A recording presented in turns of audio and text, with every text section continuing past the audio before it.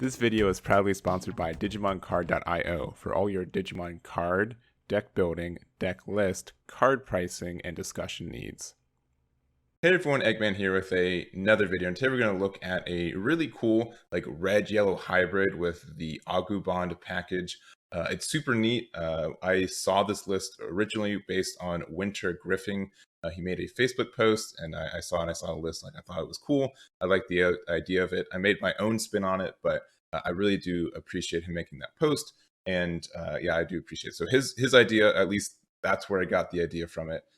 Thank you so much, Wynter. And let's just go and start with it. So looking at the eggs, we do have 4 Susanaman. We only need 4. This is the one we want every time. So I don't know if it's weird. I really prefer to have decks that are just consistent on 4 eggs. We rarely go to 5 anymore right now anyways. So that's normally my opinion on that. So 4 of these, pretty easy. And then from there, we do have our rookies, which are just these Agumons here. So these are the 4 you definitely run. They're the bond version of Agumon, the ones that gain security attack +1. I do like them. And then my personal choice is to add 2 of these Agumons as well. I'm not sure if this is my favorite choice yet, but being able to just have an Agumon in name so you have more targets to do your bond plays is good. The fact that you can hard play this to look for more Tamers in a deck that has a lot of Tamers is good too. Some other flex spots you can do is, Pokemon's obviously really popular for hard cast rookie too, so that's fine with you.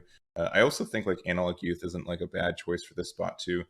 All these pretty much do, or they just kind of have some search. These help for Tamers, these help for Tamers and hybrids, but they can't be bond targets.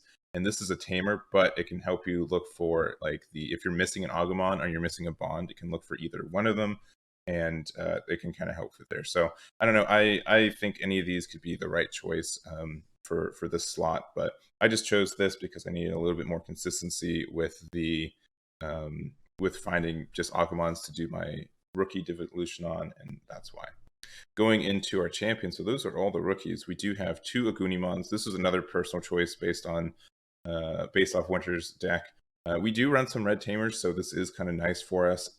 And also the Zoe Tamer that we run and we look at later, it doesn't care about the color of the hybrids that you choose, so you can actually get the Agunimons off the Zoes. So honestly, just making the Zoes a little bit more consistent, I think is good too. And obviously hybrids are really, really good right now.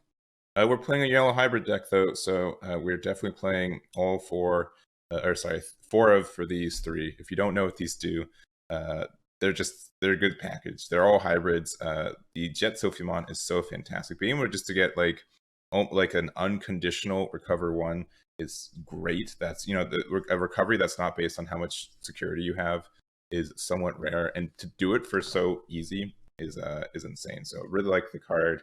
Obviously, it helps you stay alive and getting that level 5 out. And then we just go into our big boy. We do run the bond. He's great at finishing the game in a lot of ways. Just with Agumon underneath it, this does 3 damage by swinging in, popping something that does 1 security damage for free, and then it can do essentially 2 swings, hopefully 1 with security attack +1 from the Agumon, and going from there. So I like the idea of this guy. He helps out a lot, and he's a really good finisher for what we're doing. And then we also run 1 Susanaman. This hasn't been super useful, so if you have something else you'd rather run, go for it. I don't think he's needed, but he's fine. He's obviously a big boy in security too, but I've yet to find a way to use it. And you can't Digivolve him on top of Bond because they're both level 7s. So I don't think there's a good. Yeah, I don't think he's fantastic for this deck. You can run him, but he's not super needed. All right, going to the Tamers, we do run 4 of the ties. This just adds a lot of draw and memory to the deck too. If you have 2 of these out and you raise your Agumon, 2 draws and 2 memory is pretty good. And since it's on a Tamer, you can't your opponent can't really block it out. And obviously, it lets you go into your bond plays. We're running 4 Zoes. Again, we kind of talked about this. This helps you a lot because it helps you get your recovery plays too. So being able to, or not your recovery, but since we run the additional red Agunimons, it's really easy for this to hit, and it's just a good card for where we're at. So I do like that in the deck. We also run 3 TK. This card's he's fine. The only thing about it is that we do run quite a bit of red in this list, so you got to be careful that when you play this, you actually have some yellow in your security. And if you play this and you see one in security, you almost always have to get it just in case, you know, it gets hit last. So then like, hits before you have any more yellow in there. So he's a bit of a liability, but turn 1, he's like the best play still. So I do recommend him.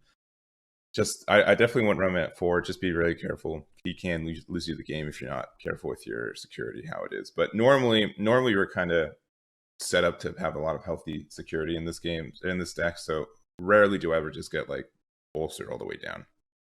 We're also running Threetk and Karis. These are fine. If these go off, they really work. Being able to get that extra 2 memory every turn is huge for us. So obviously, if you're playing against a deck that's more aggressive than you, you're fine. Obviously, you also want to do like a lot of recovery early too, so that's fine. But I like this. It's a good tamer. The more I play it, the better it is. When I first saw it, I thought it was trash, and it's just gotten better. Another choice of mine is 2 Atomic Inferno. I might want to bump this up to 3. This just does so much work. Since we have these hybrid cards, gets plus 3k DP, security attack +1, and then when this Digimon's blocked, you gain +3 memory for the turn. So this is super good. Obviously, you can't put it in your bond, but between this and our bond, like this can do a lot of work.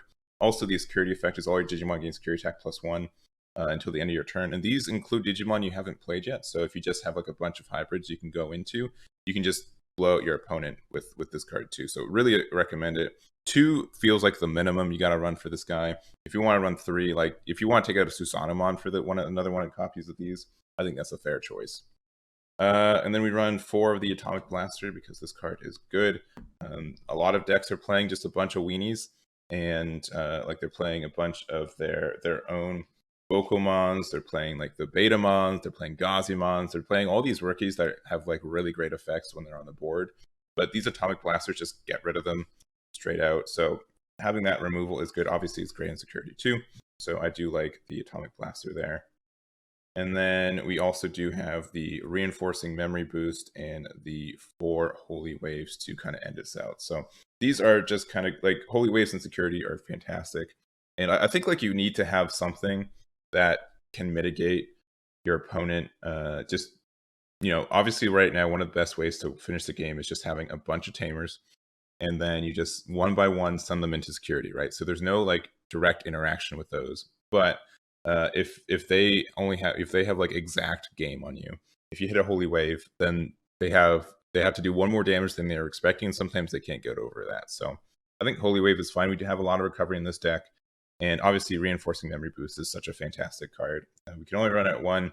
I think we'd only run it at like 2 or 3 if we could anyways, but it's there. Also, I did think about running some more like Tactical Retreats too.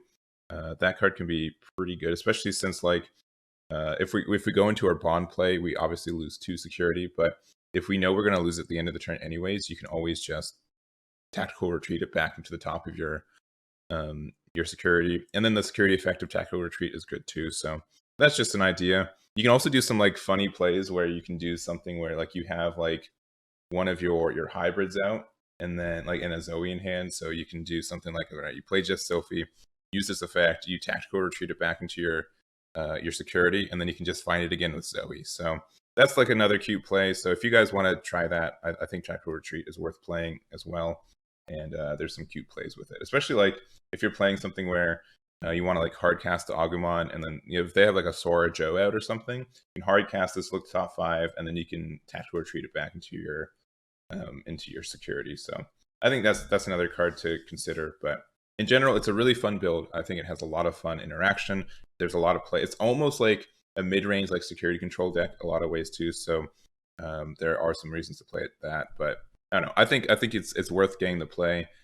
You guys should definitely try it out. Again, thank you so much to Wynter for posting. And I did ask permission to do the list too. So there we go. But that's going to be it for me. Thank you guys so much for watching. Let me know your thoughts on this deck. If you have any other spicy decks of your own, let me know, and I'd be definitely interested in looking at them and promoting them. And that's going to be it for me. So thank you guys so much for watching, and I'll catch you all next time. Damn it.